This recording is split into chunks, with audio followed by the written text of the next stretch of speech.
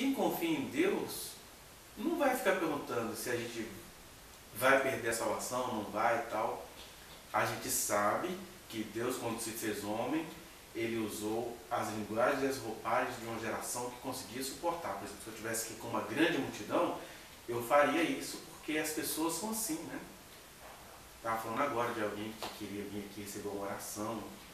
Então as pessoas, elas são assim.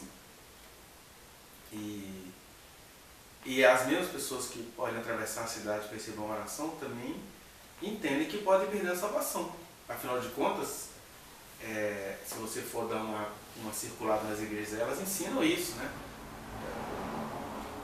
Deus está te olhando, você pode perder a salvação, cuidado com o pecado, aquela coisa toda. Então tem um pouco disso na humanidade, né? Aí essa pergunta se responde com isso, cara, você aceitou Jesus? Você confia em Jesus? E a confiança que a gente tem em Jesus, deveria nos tirar dessas perguntas, né? Até porque, como é que a gente vai vendo se a gente é salvo ou não? Tem até aqui uma coisa bem bonitinha que eu acho legal ler assim, bem en passant. Eu nunca sei se é en passant ou en passant, mas essa é a expressão francesa. É en passant? De passagem, assim, por alto? Então, que ao invés de a gente ficar perguntando se a gente pode ou não pode perder a salvação, a gente vai lá na primeira cartinha de João, que ele, sem perceber, produziu um material legal que alguém sistematizou, que é assim. E vendo ficar perguntando se Deus vai me arrancar a salvação, primeiro que ele não é esse Deus, esse Deus injusto. Primeiro João vai falar que quem é salvo não vive na prática do pecado. Ele não nega que quem é salvo peque, mas ele vai dizer que quem é salvo começa a não ficar gostando de pecar, não vive nessa prática não, né? Não fica achando as coisas muito comuns não, porque ao invés de eu perguntar se Deus vai ou não vai tirar a minha salvação, eu tenho que perguntar quem é que eu fui me tornando com o tempo. Porque até quando você tem contato com a confiança de Deus, de confiar em Deus, você fica tão confiante que é aquela confiança que te joga para longe de Deus. Aí, minhas intempéries da vida, vem os medos concretos, né? A gente tem confiança em Deus, mas eu tenho medo dessa casa cair, eu tenho medo de enxurrada. Outro dia a gente morava até alguns anos atrás, e aí a rua, né, quando chove, a água foi subindo no nosso carro, o desespero, quer dizer, esses medos a gente tem. Vou falar que eu não tenho esses medos? Né? Se entrar um pitbull louco aqui, né? Que é até uma história que foi mal contada, aquela história do Sansão. Quando você vai ver a história por perto, já ouviram essa história da lei Sansão?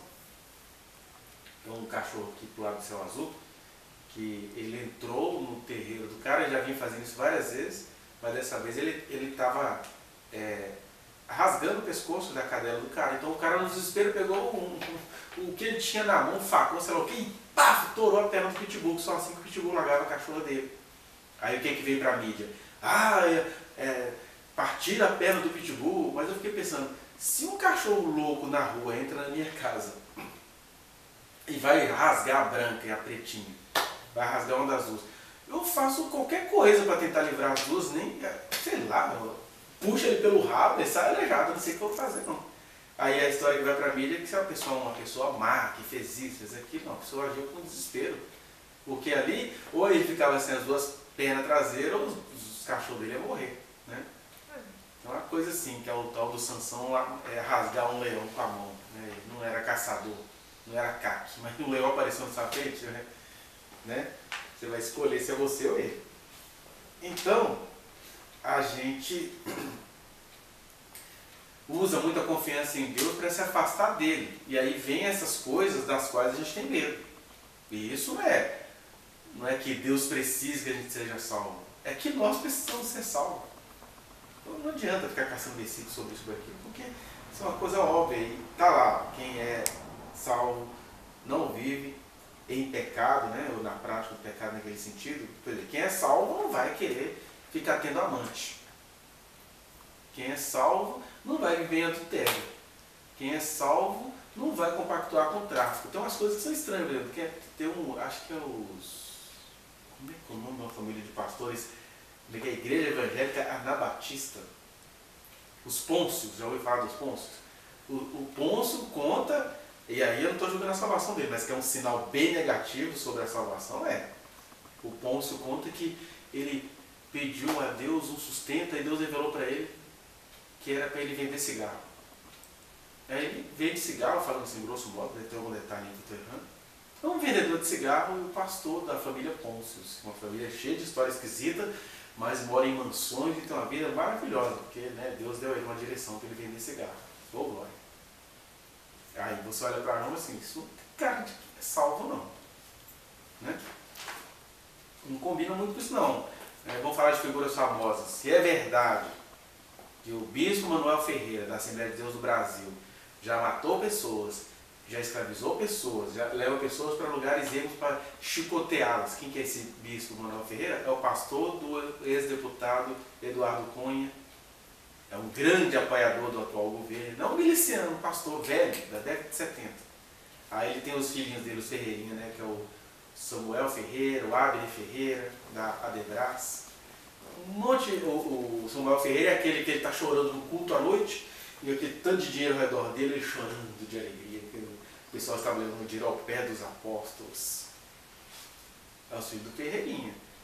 Isso não combina muito com a santidade de Deus, não. Então eu não vou ficar perguntando se Deus vai ou não vai tirar a minha salvação, mas essas práticas não são de pessoas salvas, não. Né? Aí 1 João vai dizer, por exemplo, que quem é salvo, mesmo não vivendo em pecado, todo dia se sabe pecador. Né? E até a senhora lembrou no estudo passado, talvez, né?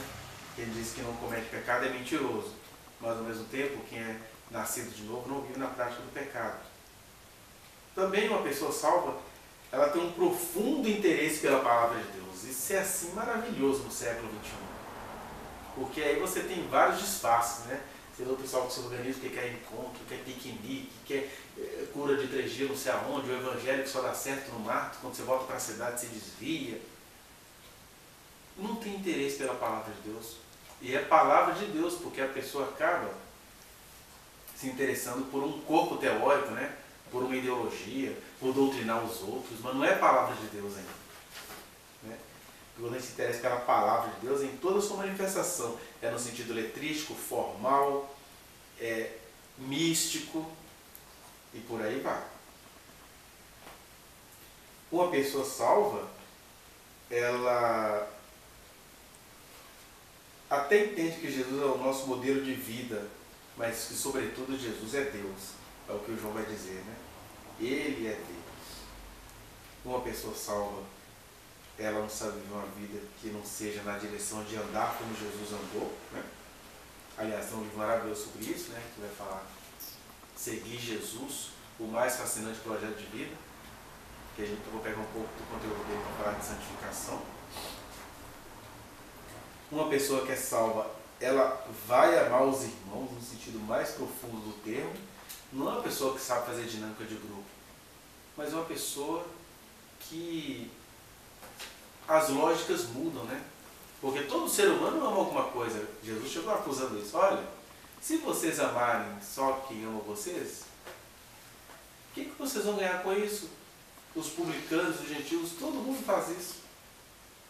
Mas amar os irmãos é também amar os inimigos, orar por quem nos persegue, não é ser engolido por todo mundo, é saber confrontar porque agora você rompeu uma coisa, mas você vai colher lá na frente. É ser igual a Jesus. Jesus amou o jovem rico, né? Mas olha o amor dele, o cara foi viver a vida dele. E Jesus tinha contato com Marta e Maria na caminhada fora, né?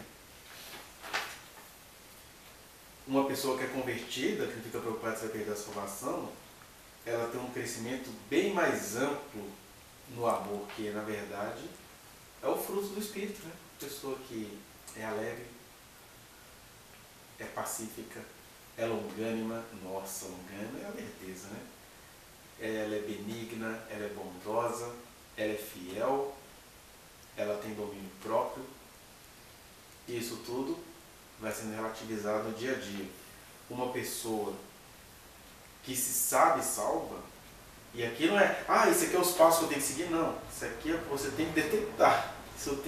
Isso é o rio de água viva fluindo. Se não flui, tem alguma coisa errada. Né? Uma pessoa que é salva, ela adquire uma comunhão tão profunda, onde há cada vez mais uma maior sintonia entre os seus desejos e a vontade de Deus. Aí ela vira uma pessoa esquisita. Porque, como assim que eu vou renunciar a uma festança? Como que eu vou me libertar das drogas? Como que eu vou trocar a fumaça pelo louvor? Isso não é normal, a humanidade não faz isso, mas uma pessoa que é nascida de novo, ela vai fazendo isso. Não é o contrário. Eu vou... Eu lembro do meu pai, outro dia chegou em casa, leu alguma coisa no livro de Neemias sobre os móveis de Tobias, que o Neemias chegou no templo, jogou o móvel de Tobias fora, ele chegou em casa e ele tinha discos musicais, de piano, de músicas clássicas e tudo, ele entendeu que aquilo era dos móveis de Tobias, ele destruiu tudo para ter um contato maior com Deus. Pode ser que para ele, naquele momento, naquele contexto, fosse uma mensagem que ele conseguisse entender. Mas na verdade, depois ele foi lá e comprou tudo de novo. Então, não é isso, é o olhar para a vida. Né? Mas olha que interessante, eu consigo ver isso. Eu ouço aqui de um rock bem pesadão, um louvor bem apaixonado. Mas eu vejo que a geração que talvez cresceu comigo não consegue ouvir uma letrica sequer de louvor a Deus. Aí não sei. Né? Até porque quando você nasceu de novo, você vai processando as coisas, você até gosta de coisas que a tradição julga abominável, mas aquilo não é abominável em você, porque o seu olhar é diferente para isso. Né? Então, essa sintonia entre os nossos desejos e a vontade de Deus, que é, por exemplo, no caso do Caio, né, que ele era todo agitadão, e aí junto com aquele desejo dele de ganhar o mundo, veio uma prosperidade de pregar para o mundo inteiro ouvir. Né? Não fica possuído pelos demônios, esse é um sinal interessante, porque os demônios até podem oprimir pessoas salvas, e aliás eu estou vendo com certa frequência que as pessoas salvas têm andado muito debaixo da aba do Satanás. E eu pergunto para Deus, já não está governando a minha casa, não? Tem alguma coisa errada aqui? Porque eu sei que eu sou salvo, pode ser que eu esteja salvo andando na sombra do maligno. Né? Agora, me possuir a minha mente, isso aí não dá. Né? Algumas pessoas vão teimando tanto que elas não saem desse caminho. Mas é isso, não é que Deus vai tirar a salvação de alguém. Nós podemos tirar a nossa salvação. A leitura que eu posso fazer é existencial. É daqui para cima, não de cima para baixo. Uma pessoa salva, então, ela rejeita toda e qualquer forma de idolatria, que eu acho legal que 1 João acaba assim, 1 João 5,21. Filhinhos, guardai-vos dos ídolos. Vai dizer o seguinte, vocês estão se orgulhando que vocês não têm santo, nem Beuzebu, nem Baalins, não tem nada disso? Mas a tentação pela idolatria que os crentes têm, né? A gente não precisa nem falar de Brasil neste momento. A gente tem ídolos políticos, ideológicos, teológicos. A gente idolatra nosso pai, nossa mãe. As pessoas ficam muito preocupadas em serem um exemplo, porque os meninos veem o exemplo. Aí você vai vendo assim, não é exemplo, na verdade não é. Talvez o exemplo sirva para a vida, para a relação do ser humano com Deus, não tem exemplo que baste. Porque a luz vai sempre brilhar no indivíduo, Deus vai chegar para cada um e vai dizer assim, e aí, qual que é a sua comigo? Que meu pai fez assim, minha mãe fez assim, não tem isso. Então, a gente elege esses ídolos para avacalhar a nossa salvação. Né? A gente então vai terminar essa reflexão em Mateus capítulo 12. Aí eu queria que vocês vissem, porque eu estou falando muito. Quem pode ler para mim? Mateus 12, do 22 até o 32. Então lhe trouxeram um endemoniado, cego e mudo, e ele o curou, passando o mudo a falar e a ver. E toda a multidão se admirava e dizia, é este porventura o filho de Davi? Mas os fariseus, ouvindo isso, murmuravam, este não expele demônios, senão pelo poder de Beuzebu, maioral dos demônios. Jesus, porém, reconhecendo-lhes os pensamentos, disse, Todo reino dividido contra si mesmo ficará deserto, e toda cidade ou casa dividida contra si mesma não subsistirá. Se Satanás espera Satanás, dividido está contra si mesmo. Como, pois, subsistirá o seu reino? E, se eu expulso demônios por Beelzebul, por quem os expulsam vossos filhos? Por isso, eles mesmos serão os vossos juízes. Se, porém, eu expulso demônios pelo Espírito de Deus, certamente é chegado o reino de Deus sobre vós. Ou como pode alguém entrar na casa do valente e roubar-lhe os bens, sem primeiro amarrá-lo? Então lhe saqueará a casa. Quem não é por mim é contra mim. Quem comigo não ajunta, espalha. Por isso vos declaro, todo pecado e blasfêmia serão perdoados aos homens, mas a blasfêmia contra o Espírito não será perdoada. Se alguém proferir alguma palavra contra o Filho do Homem, se-lhe-á isso perdoado. Mas, se alguém falar contra o Espírito Santo, não lhe será isso perdoado, nem neste mundo, nem no porvir. Então, não sei se vocês já tinham parado um pouco nesse texto. Tem uma versão dele mais enxuta em Lucas, e acho que em Marcos também. Mas a gente já começa pelo final, né? As pessoas ficam naquela contabilidade. Ah, peraí, você blasfemou contra quem? Foi contra Deus ou contra o Filho? Porque não pode blasfemar contra o Espírito Santo. E Jesus não está falando dessas categorias lineares aí. Primeiro que ele está num contexto, olha, se vocês estão falando mal do Filho, quer dizer, de mim, pessoa, Galileu, vocês estão falando mal de mim, né? A gente fala mal uns dos outros, é um pecado, mas é passível de perdão. Quando ele fala de blasfemar contra o Espírito, ele está se referindo àquela intimidade ou àquele conhecimento que algumas pessoas tiveram e foram se tornando diabos no caminho, né? Porque o que Jesus estava ensinando aí é que as autoridades judaicas sabiam quem ele era, porque eles tinham informação, eles tinham Isaías contando quem ele era, eles estavam percebendo quem ele era. E aí, quando um acontecimento, que é ele ter expulsado o demônio, e as pessoas dizem, gente, olha como esse cara expulsou o demônio. Não é o filho de Davi? Quer dizer, não é o cara que Deus tinha prometido que ia representar a raiz de Jessé, o leão da tribo de... E essa passagem é tão sutil porque o raciocínio das autoridades judaicas não está errado. O erro é que eles aplicam esse raciocínio a quem eles não deveriam aplicar. Né? Porque se você pega, nós temos algumas igrejas na atualidade que elas crescem em parceria com o demônio. Porque aí essas igrejas que fazem isso hoje usam essas palavras de Jesus. Não, o reino de Deus nunca está dividido. Como que dizendo, o diabo nunca vai trabalhar em favor de Jesus. Mas o que ele está falando de dividido não é no sentido de ter a coisa, é no sentido do momento histórico, do que está acontecendo. Ele está assim, não tem chance de eu fazer nada aqui em nome do diabo. O diabo está com raiva do que eu estou fazendo. Por outro lado, é possível sim que um pastor cresça a sua igreja mancomunado com os demônios. E é fácil você perceber isso. Porque quando você utiliza-se de tecnologias humanas, o que é tecnologias humanas? Você faz um curso de marketing. Descobre que você está num país onde as pessoas estão endividadas, as pessoas estão quebradas, as crianças adoecem, os casais brigam. Aí você pega todo esse pacote, coisa que Jesus nunca fez, e é aí que começa a blasfêmia. Jesus nunca fez isso. Você não vai ver Jesus na Galileia falando assim, ah, esse seu menino está fazendo xixi na cama até os 7 anos. Isso é uma maldição. Aí começa a juntar todos os meninos que estão fazendo xixi na cama depois dos 7 anos de idade e vão fazer uma campanha. Isso é blasfêmia contra o Espírito Santo, porque ele está usando o conhecimento que ele tem de Deus, ele está usando o nome de Deus em vão, e ele está pregando Deus, mas fazendo as pessoas acreditarem no poder do mal. As pessoas morrem de medo do mal, elas não têm temor de Deus. Né?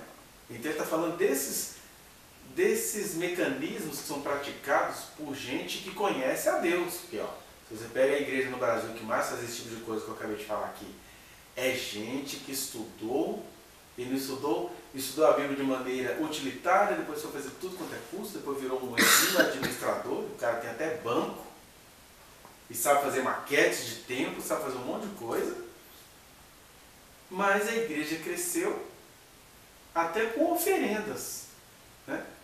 Aliás, eu me estranharia como pessoa se num dos banheiros da minha casa o vaso sanitário e as ferramentas de metais fossem de ouro maciço. Isso é uma blasfêmia contra o Espírito Santo. Porque Deus não chamou nenhum pastor para ter a válvula de descarga de ouro maciço. Que vaidade é essa? Que coisa estranha é essa? Né?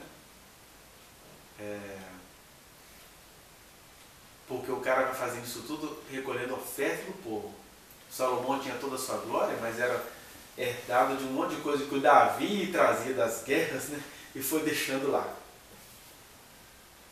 E ele não extorquia o povo, né?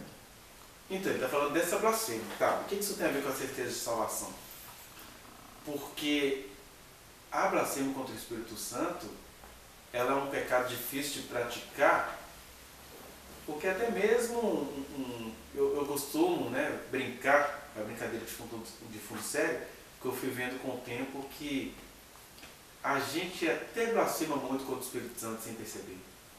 Mas como Davi diz que pecado é aquilo que Deus imputa, Deus olha para a gente como ele olhou para esses caras aí. Ele nem está dizendo que eles blasfemaram, ele deu um aviso.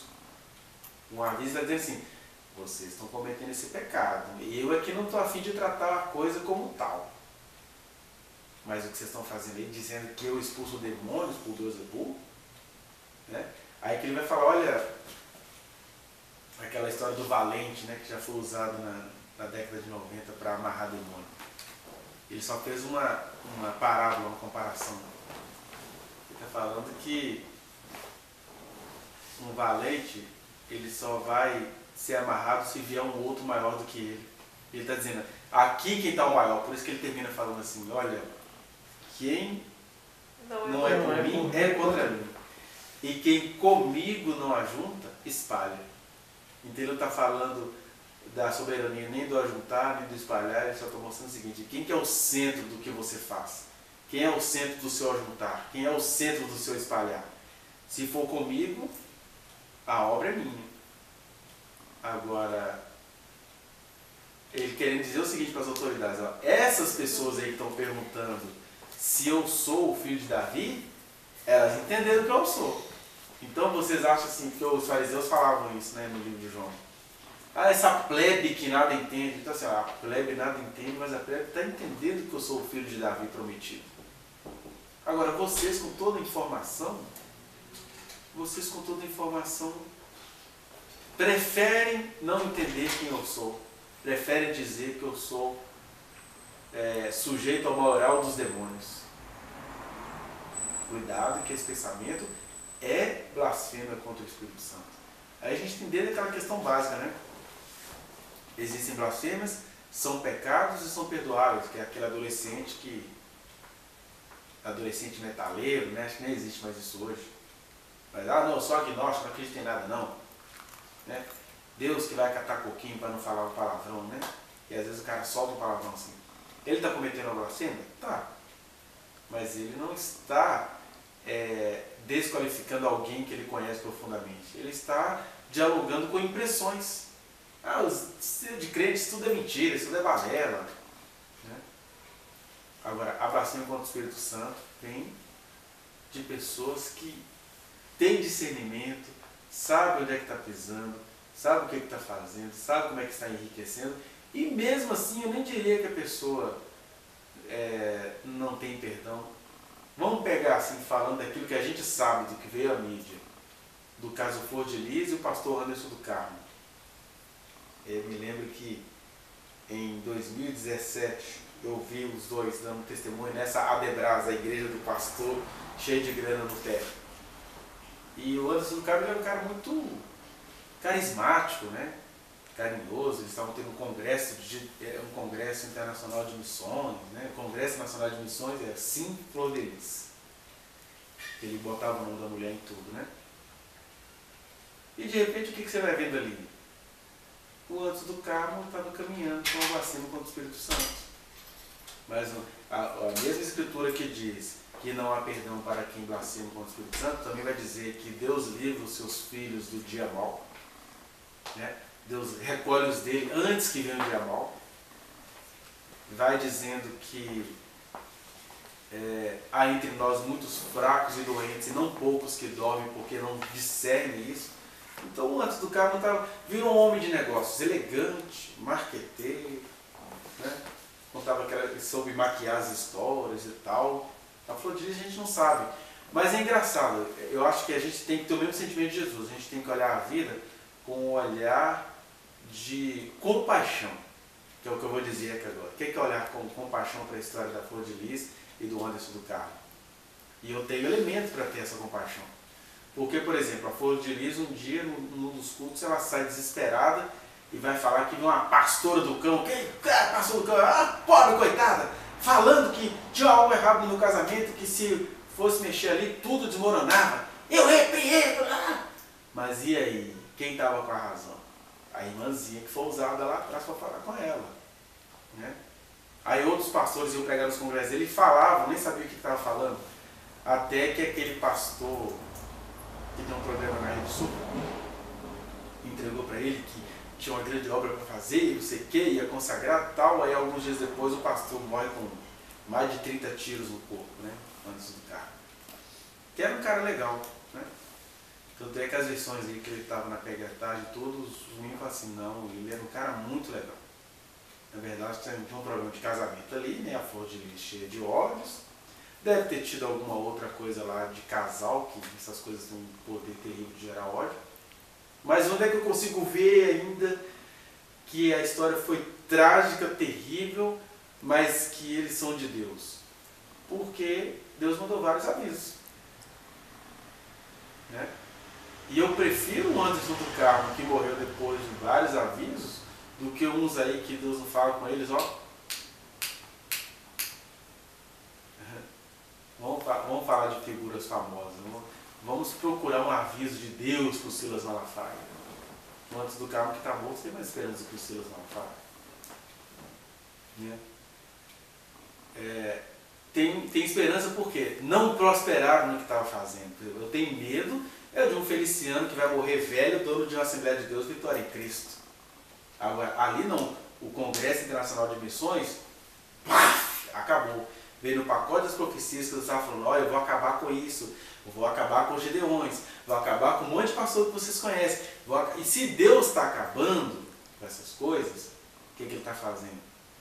Ele está interrompendo o processo de blasfêmia contra o Espírito Santo. Né? E é claro, os juízos de Deus são insondáveis, mas eles estão entendendo alguma coisa lá na glória, quem foi retirado. Agora, eu tenho medo desses que vão ficando velhos nababos, fazendo a vida errada, com a vida toda apodrecida. Se é verdade algumas coisas que já chegaram para mim espontaneamente até no consultório, vindo de pessoas diferentes, desses pastores que são famosos aí, eles têm um esquema de prostituição. Eles pegam meninas na favela, aí em troca de elas não contar, não virem a público contar, eles vão sustentando a família delas. E isso com as ofertas, com um monte de coisa, e vão morrer prósperos fazendo isso. Feliz é o Anderson do Carmo que foi assassinado. Né? Eu estou dizendo aqui que Deus é a favor do que aconteceu com ele? Não. Mas seja como for, ele foi tirado desse processo de apodrecimento da alma, né? Porque ele poderia ficar próspero, rico, e aí Deus falou assim, corta. Corta porque a intenção do cara era até boa, a da mulher eu não sei. Ela eu vejo, por exemplo, ficou viva, né? Ficou viva, vai me conhecer na cadeia, mas ela vai tentando bancar a coitada, quer dizer, ela está se pervertendo no processo. Mas é isso que eu estou falando, a coisa é feia, é macabra, a gente faz meme, a gente zomba, mas eu ainda vejo mais esperança, uma chance de arrependimento para a Flor de Lis, do que para esses caras que até hoje não foram descobertos. Por isso que quando eu falo assim, quando eu fico desejando que Deus desmascare determinadas pessoas, eu não estou fazendo uma oração de maldade. Eu falo isso porque o pastor que eu mais admiro, que é o Caio Fábio, é isso, Deus acabou com ele em público. Aí você fala assim, aí a obra de Deus aí, ó, perfeita. Deus acabou com o cara em público, ele perdeu o crédito, mas não prosseguiu no processo de blasfêmia contra o Espírito Santo. Então, por que a gente faz quando a gente entra em contato com as ideias da salvação? A gente fica procurando, assim, não blasfemar. Aí, para eu não blasfemar contra o Espírito Santo, eu com medo da blasfêmia às avessas, eu não faço mais nada, porque eu sou uma pessoa prudente, eu não vou blasfemar. Aí você não blasfema contra o Espírito Santo, você está assassinando gente, você está não fazendo a obra, você está enterrando os seus dons, para não blasfemar contra o Espírito Santo. E aí morre feliz, nunca tive conflitos na minha vida, sou um homem modelo. Ou uma pessoa que morre como alguém que se sente modelo, é uma pessoa blasfema. Então, quando Jesus está falando essas palavras aí, ele não está estabelecendo nenhum critério de, estuda sobre isso, pense nisso. Ele só está dizendo, olha, de todas as palavras que os homens proferirem, todas as blasfêmias, você falar besteira daquilo que você não entende, você vai até pagar por isso.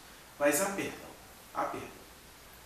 Agora, tem gente que ficou tão santificada, tem tanta certeza de salvação, tem tanta tecnologia, se esforçou tanto que fala assim, não, o Senhor não vai pegar meu lugar aqui.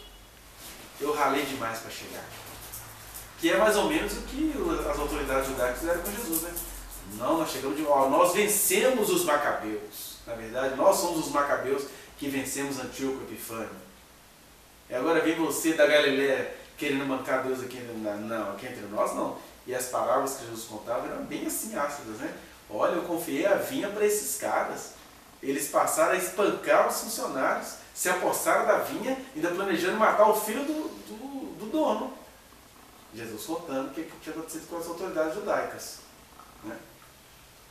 E é bem provável que se essas autoridades judaicas morreram de velhas, realmente eles blasfemaram contra o Espírito Santo. Tem fama de que são povo de Deus, morreram como povo de Deus, mas eles entregaram Deus para Roma. E aí Jesus faz os seus desabafos, né? A vossa morada ficará deserta. E está deserto até hoje, né? Jerusalém é um barril de pólvora há pelo menos 2022 anos. É muito tempo. Mas isso ainda, quer dizer, alguns indivíduos blasfemaram e perderam a sua glória, acabou o sacrifício, cessou o sacrifício. Mas outros vão sendo salvos no meio da gafe desses caras. Né? Então, o Anás, Caifás, essas autoridades judaicas, eles sabiam quem era Jesus. Mas a gente não pode nem dizer que eles tenham blasfemado, a gente só não pode nem dizer que o Anás e o Caifás cometeram essas blasfêmias. Mas é uma possibilidade. A possibilidade de quê? De Deus tirar a nossa salvação? Não. A possibilidade de nós estragarmos o nosso processo de salvação. O que a gente vai vendo Deus fazendo nas Escrituras o tempo todo é esse trabalho de não deixar a gente descer a ladeira abaixo, porque a tentação é muito grande. Né? A tentação de você banalizar, igual os filhos de Eli fizeram lá, né, na graça que eles receberam no Antigo Testamento, que eles chegavam ao ponto de escolher que pedaço de carne que eles queriam e escolher qual garota com a qual eles iam ter relações sexuais dentro do santuário. Isso, naquele contexto, é uma blasfêmia contra o Espírito Santo, porque a pessoa perdeu totalmente o temor. Né? Então, quando a gente vai perdendo esses limites, quando a gente vai perdendo esses estranhamentos, aí o Espírito Santo ele vai se calando, apagando, e o pior, ele vai se calando e apagando, e a pessoa vai ficando próspera e esperta. Vai ficando estrategista. Você pega aí os últimos discursos do deputado federal, pastor Marco Feliciano, como que ele está num franco processo de aniquilação da alma do blasfêmia contra o Espírito Santo. Ele é um espertalhão, um apoiador de gente que ele sabe que é bandido, um político que ele se considera sábio, ele é articulado, sabe negociar. E não tem nada a ver. Nada a ver desde 2013, ou por que não dizer desde 2010. Olha, há 20 22 anos que ele está nesse processo. E o que eu posso desejar de salvação para um cara desse? Que Deus venha desmoronar isso tudo. Né? Claro, cada um será castigado, digamos assim, conforme a luz que recebeu. Eu estou falando é de gente que tem relevância nacional, como esses aí que estavam cercando Jesus, né? Sabiam quem ele era, tinham relevância lá no Império Romano, né? E Jesus ia ser morto de qualquer maneira, beleza, mas não precisavam ser eles os agentes executores dessa injustiça. Então, a gente precisa ter paz no sentido de que quanto mais a gente anda com Deus, mais aqueles sinais que eu falei lá, né, que aparecem em 1 João, eles vão se evidenciando na nossa vida. E a gente precisa tomar cuidado para a gente não transformar a nossa vida, o nosso carisma, os nossos objetivos, as nossas capacidades em uma arma contra nós mesmos.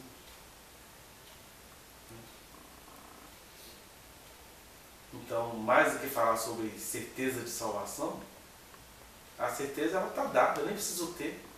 Deus me garante a salvação. É isso que o Paulo vai dizer aqui em Romanos 8, que ele nos garantiu o penhor do Espírito, ou seja, qual que é a garantia que você quer ter de que você é salvo? O Espírito Santo te habita. Você quer um absurdo maior do que esse? Ou seja, você tem todas as chances de ser salvo porque o Espírito Santo te habita apesar de você. Mas a gente vai capengando, a gente vai fazendo o Espírito Santo se transformar em Espírito que baixa, a gente vai fazendo a oração se transformar em práticas xamânicas, né? Orar direcionado para isso, tem que ser desse jeito, tem que ser assim. A gente vai blasfemando. E aí quando Deus percebe que as nossas blasfemas vão nos matar, Ele nos ceifa. Mas ninguém tem que ficar preocupado com isso. Ah, será que Deus vai matar? Não, a gente tem de ter atenção, não é ansiedade. A atenção é isso. Cara, eu estou analisando mesmo que Deus me deu. Eu acho mesmo que essas coisas todas são besteiras, não acredito em mais nada disso. Aí a gente vai entrando nesse processo. Né? Mas enfim, deixa eu ver se tem alguma coisa aqui que seria interessante pontuar. Ou vocês encontraram alguma coisa que vocês gostariam de pontuar nessa passagem. Porque a pessoa fala assim, não, mas Jesus disse que não vai ter perdão nem neste mundo, nem no porvir. É porque a gente fica preocupado quando a gente lê isso, mas a pessoa que entrou nesse processo de blasfêmia contra o Espírito Santo, ela nem acha que ela blasfemou. É exatamente igual ao psicopata. Ele nem acha. Estava vendo aí essa semana o depoimento do Dr. Jarim. Que sujeito carismático. E como que ele chora por ele mesmo, e como que ele tem dó dele mesmo, e como que ele enfeitiçou até a mais crítica psicóloga que eu conheço, que acompanha o caso. E aí eu tô assim, né? Todo dia eu vou fazer uma postagemzinha, porque eu tô sem tempo de gravar vídeo, então eu vou colocar umas frasezinhas todo dia sobre tudo que eu ouvi. Porque já começa assim, o cara ficou 1 ano sem falar nada, aí ele ficou ouvindo o depoimento de uma, o que aconteceu com a outra, não sei o que, aí ele pagou um tanto de advogado para poder desviar a atenção do processo, e aí o lindo discurso dele, que é um discurso comovente, ele é um cara carismático, só tem um detalhe, ele fez aquele discurso dele às custas de quê? Ele não quis responder perguntas, e foi orientado pela defesa, né? A não responder perguntas nem do promotor, nem da defesa da Monique. A própria juíza não podia muito perguntar, ele só podia responder o que os advogados perguntavam. Então, eu esqueci. é o enteado do Henri, o cara que, ao que tudo indica, matou o Henri. Ou maltratou até o Henri morrer de desgosto. Parece que a coisa está caminhando para essa coisa assim. Ele pode não ter matado o Henri, mas ele foi minando. Matou aos poucos. Aos poucos. Pode ser que a coisa ali daquele dia não seja o que a gente está pensando, mas nada disso põe o Jarim inocentado, porque é isso que eu estou falando, a gente tem que ter olhos para discernir. Né? Por exemplo, aquele Jarim elegante, que é contagiante o que ele está falando ali. Mas é só você ir no lado e pegar um áudio de quase 1 hora de uma conversa dele com uma das namoradas dele, com que ele estava conversando na noite que o menino morreu. Que conversa baixa. Mas os homens têm elegância. Eu fiquei lembrando do caso da menina que eu atendia no projeto, em 2008 ainda. A gente ia visitar a casa dela, mostrava pra gente a geladeira toda marcada de faca que o marido ameaçava ela. E esse marido, que era tão violento com ela e que acabou com a vida de 2 filhos dela, entregando para traficantes no céu azul e tal, depois que eles estavam todos arrebentados, ele devolveu os meninos para ela. Hoje ela mora numa cidade do interior próxima aqui. Mas esse cara chegava no conselho tutelar e ele era muito afável. As conselheiras tutelares estavam apaixonadas com ele, né? O caso aí está caminhando assim. Possivelmente a juíza vai mandar o Jair para a júri popular, né? E está se começando um movimento para investigar o pai do menino.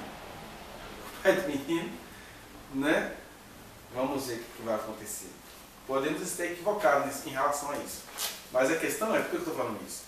Porque a blasfêmia contra o Espírito Santo é como se fosse esse processo de perversização nossa diante de Deus, que a gente fica muito elegante, safo, a gente sabe falar tudo, tem argumento para tudo, tem uma paz, uma tranquilidade e sempre acha que é vítima da situação.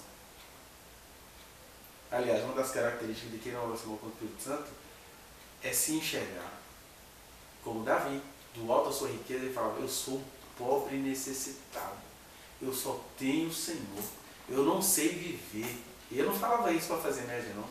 Ele não sabia viver. Porque quem nasceu de novo não sabe viver fora de Jesus.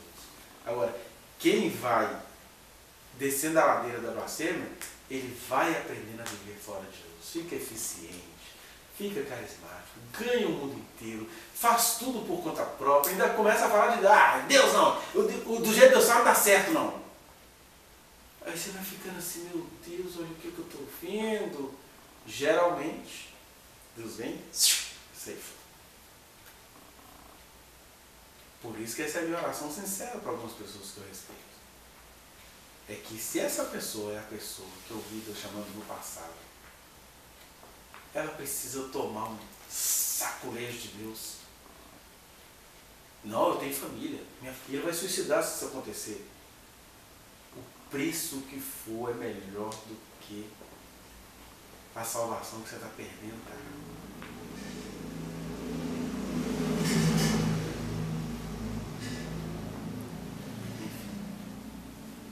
Essa é a certeza de salvação. Alguém vai pensar em certeza de salvação depois do que a gente pensou aqui? Não precisa pesquisar sobre certeza de salvação, porque a certeza a gente já tem. Eu preciso é vigiar, como Jesus falava assim, vigie. Vigie porque o Espírito está pronto, mas a carne é fraca. Então eu tenho que vigiar, não as estratégias divinas, eu tenho que me vigiar diante de Deus.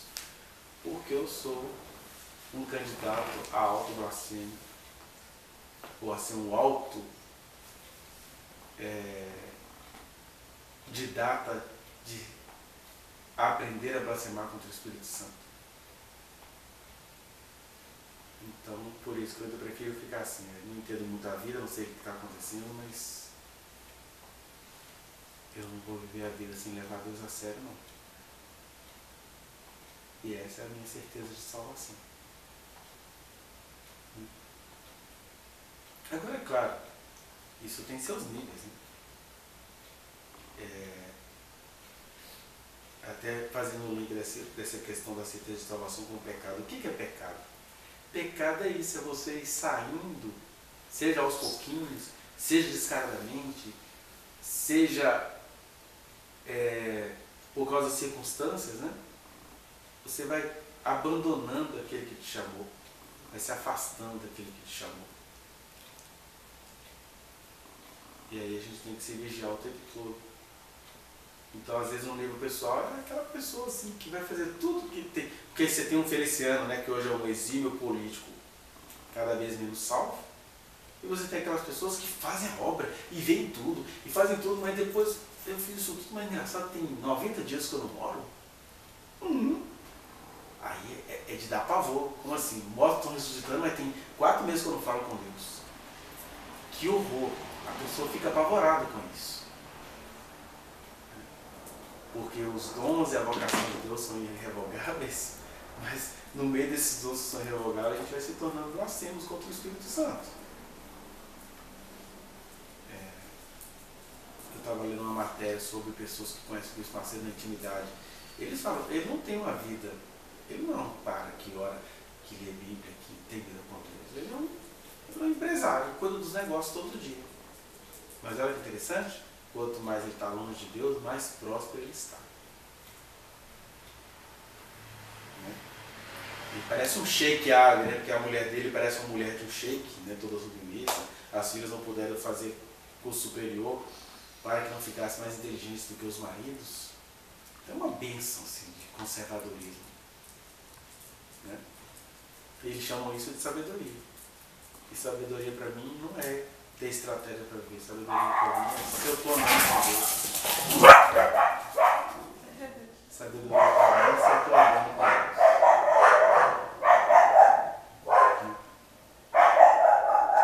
Amém. Vocês querem falar alguma coisa? Querem alguma coisa aqui que vocês queriam detalhar?